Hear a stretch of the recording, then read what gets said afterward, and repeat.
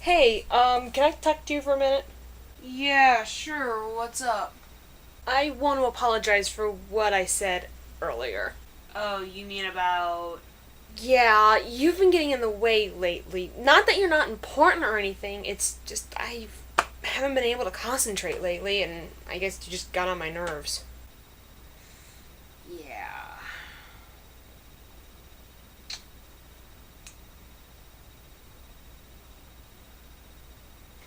I got an idea. How about I do this next review? You sure? Sure, I have no problem doing it. You're exhausted, you're tired, you're getting cranky about it, and I'll do this review. Besides, I've watched the movie 5 times over. I'm sure I can do it, and I'm pretty sure I can do it better than you anyways. You want to bet? Yeah, I'll do a bet. Okay. If this review sucks, you have to change your name permanently to something ridiculous. Okay. However, if it rocks and it totally kicks my previous review's butt, then I get to,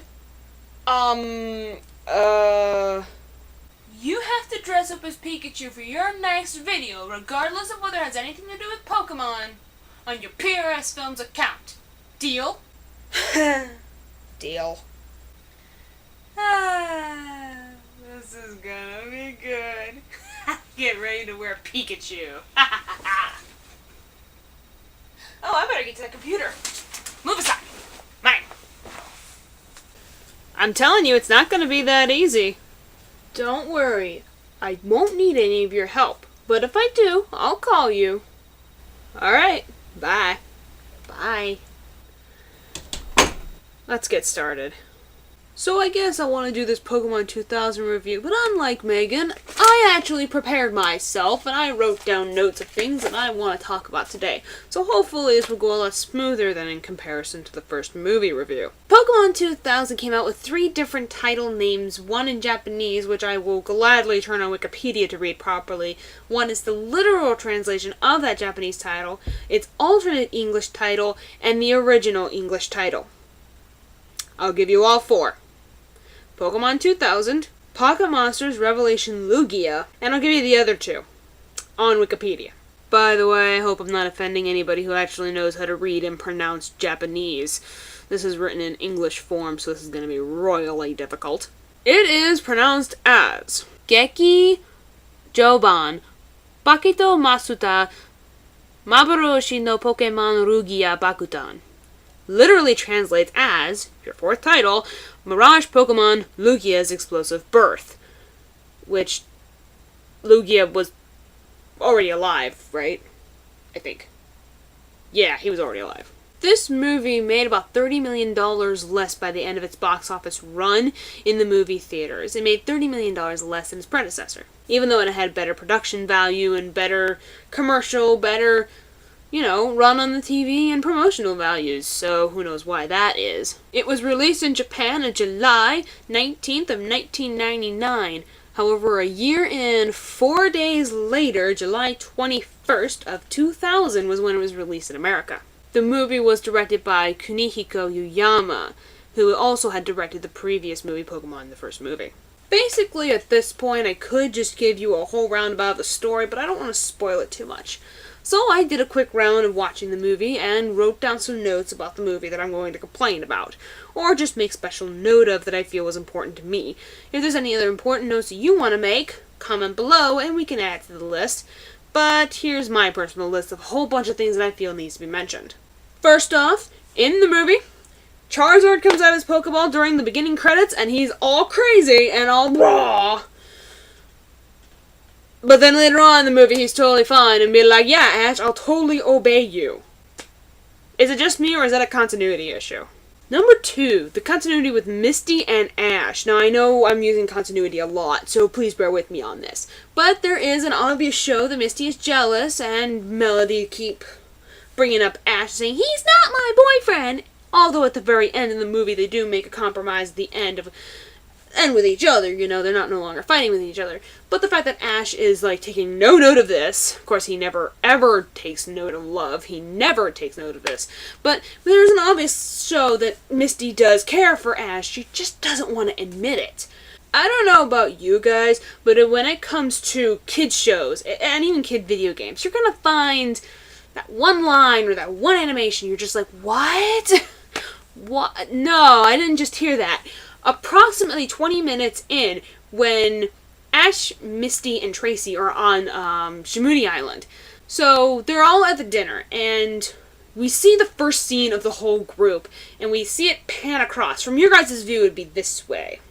And we finally get to the lady who was driving the boat in the first place in the very beginning of the movie. And she's finishing a joke, and I wish I heard the whole joke. Oh, you 4 kids, you rotten bastards. Oh, sex joke. I hear you ringing in my ears. Next thing you know, I hear, no, but she has crabbies. Oh, sex joke, I hate you. So Ash goes on to goes to the first island, actually, and in the middle of the storm that breaks up, mind you, horrible storm, horrible waves, yeah, let's go out and try to save the world. By the way, Ash, you're getting a little cocky. Calm it down a little bit. You're gonna get yourself hurt. Let's go out in the middle of the storm while we're at it.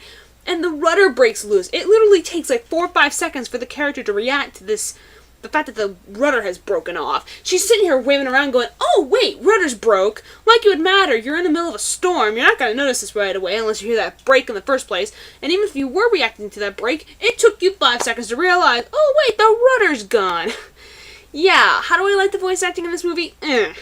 So after collecting that sphere, they make their way in, and Zapdos is like, I'm taking over Moltres' island because he's flown the coop, quote unquote, from Meowth. And next thing you know, Lawrence III, though we only know him through promotional materials, that Lawrence III is his name, though his name is never actually mentioned, nor do they really interact with him, which is another thing. They don't interact with the bad guy, Lawrence III, that much. For like maybe one scene. And they're done. Bye-bye! And oh wow, Lugia shoots a beam into his ship and causes it to wreck. We really don't see much more of this guy. Anyways, let's get to the main point. So basically, Lawrence III captures them on accident, along with the 2 birds. He gets 2 of the birds. And, oops. You caught the kids, too. By the way, where'd the ship go? I noticed that he caught the ship. Where'd the ship go? Did he just kind of go, break it up and, destroy it? Because he caught the kids and the ship at the same time. Where'd the ship go? That's all I want to know. Where'd the ship go? But Misty and Melody and Team Rocket and Ash and Tracy and Pikachu are all standing here. And inside this little cage, he lets him go. And he's like, I still have to go after Articuno, but then it wouldn't be quite a complete set. And Misty, through the cages, you can see everybody's faces get all disgusted. And they're like, that's disgusting. You make it sound like it's a Pokemon or nothing but collector's items like dolls or stamps. And I'm thinking, dude, that's what Pokemon is for collecting. That was the point. Remember the phrase, you gotta catch 'em all? Yeah, that's what that was there for. Wow, this sounds like deja vu. Didn't we talk about this the first movie? Yeah, that's right. Megan did mention this in the first movie. She was talking about how, yeah, battling's wrong. Oh wait, we just did it again with collecting. Wow, these guys are bad at this. I swear to God, I want to kill something. Because Professor Oak does not explain this. Even to this day, I've watched the scene, listened to the explanation with my eyes closed, eyes open, watching explanations, deeply into it. I don't understand how fire, ice, and lightning can cause problems in the water currents. Maybe it's just because I'm not good at science, but he's not explaining it well enough. I know it's a kid's show, but as a kid I'm going, I don't get it. I don't get it. I don't see, Professor Oak. Please explain better. But no, he just gives us a simple explanation to which we're all just like, oh, okay, well that just totally explains it. Something involving atoms and all spiraling in the wrong direction. I don't know, underwater current? Yeah, I get that part. Yeah, I understand if the underwater current acts up, it's going to cause some flooding issues. That's about all I know. So, fail on the explanation portion. But eventually the whole waters freeze over, which I'll get to that at the ending, by the way, as the Pokemon make their way towards the islands. And so we get to the point where Ash has finally revealed that, hey, you know what? The part where it says, and thus the earth shall turn to ash. I hate to say this, buddy, but, yeah, that's you. Well, I kind of wish my mom named me Bob. Yeah, you think? But seriously, two things were going through my mind when that phrase was said in the movie. One, the earth literally turned into ash, like as if it was going to engulf in flames and all hell would break loose. That, or Ash is the chosen one. You can tell what I was actually thinking at the time, and yeah, I did kind of lean towards the fact that Ash was the chosen one. It took me to halfway through the movie. Well, no. Beginning of the movie I knew. And they make this come off as a surprise to Ash. Thus the earth shall turn to ash. Ash, the legend's talking about you. What? I didn't see that coming. What'd they think that phrase was supposed to mean? A world will engulf in flames like I did? I don't know. Suddenly he's not so cocky anymore now that he has real pressure on himself. Oh, you gotta save the world. Now you're really in up gauge. No, I don't know what you're talking about. Are you sure you got the right Ash? Right now I kind of feel like the frozen one. Really, buddy, really? You're 10 years old. I understand you're gonna get cocky at first, because it's all fun and games until, oh, crap. You're in trouble now because you decided to say, no, this is totally fun. Oh, wait, I am a chosen one? Oh, well, no, okay, I'll do it. Yeah, this is where Charizard decides to finally obey. He actually obeys. He's like, yeah, I'll totally ride your ass over to this island. Then again, it is a legend, and he's going to have to be like, well, shit, I'm going to have to be like Team Rocket and just obey, because otherwise if I don't get this asshole off my ass and get him over to the next island, we're screwed. Which brings me to another thing. Why didn't he just ride on Charizard's back if he was going to take him to and from the islands anyways? Why did you have to take a sled? Get on Charizard's back. He's willing to obey you, to pull you. You'd think he'd at least ride on his back. Wow, we wouldn't have to worry about Squirtle or Bulbasaur for that matter, and let alone Pikachu deflecting attacks. Huh, well, I'll be damned. And so comes the most brilliant part of the movie, and my favorite, is the very end. Ash puts the final sphere at the temple, all three are lined up, which, by the way, I want to know what happens when you put all three spheres up there, and they aren't the chosen one. I want to know what happens. Do they, like, shock you, flame you, ice you? I want to see what happens if it's not the chosen one. So they put it on there, and this beautiful green water comes out, and it clears the waters have been frozen to ice, but the green water clears it away. I want to know what happens to those Pokemon as soon as that water disappears almost practically instantly. Another continuity issue there. What happens to the Pokemon when they're standing on that ice and going, "Aw, hails no, they're playing the song, man, let's go, let's go, let's go, let's go, let's go! Aw, hails no!" I want to see, like, Onix panicking, like, trying to get to the, like, shores in time as this ice is disappearing, like, oh shit, man! And, like, Ponytails and Rapidash like, running, like, oh man, this sucks! The song is beautiful. They play the song, and it is very beautiful. I love the song. It touches my heart. And I love how Lugia's voice is. It sounds almost like a whale. I want to say a beautiful whale song. Only tuned a little bit. And it sounds beautiful. It's triumphant. It's powering, and it does get to the point across as Ash is riding on Lugia's back. And honestly, the voice acting, it's not horrible. But it could have been far worse, though the timing and reactions to certain scenes could have been better. The music, however, is beautiful. And they did a really good job with the orchestra. Gotta admit, Lugia's song is beautiful. The legend at hand, the writing, thus the earth shall turn to ash. No, really? I don't know who that could be. Even kids were like, yeah, Ash is the chosen one, because it shows not only the promotional posters, or the VHS, or the DVD cover, but it also shows it in the legend. I know who he is, and Ash is completely oblivious to this. The movie, altogether, is a great movie. I'm not going to deny it. Is it better than its predecessor? Maybe. It probably is.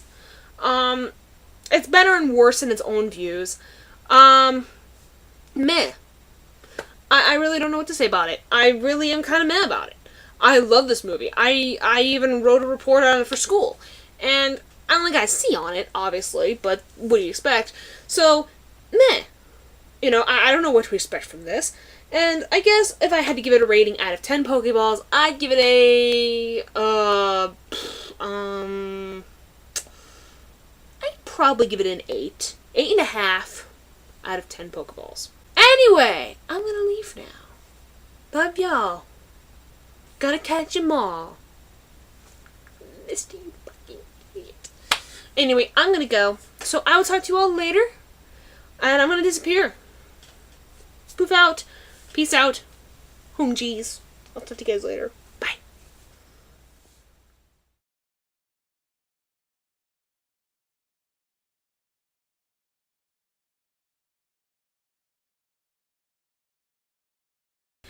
The song is beautiful. I can't help it. I'm picturing like a bunch of fire Pokemon running for their lives. Charmanders and yeah.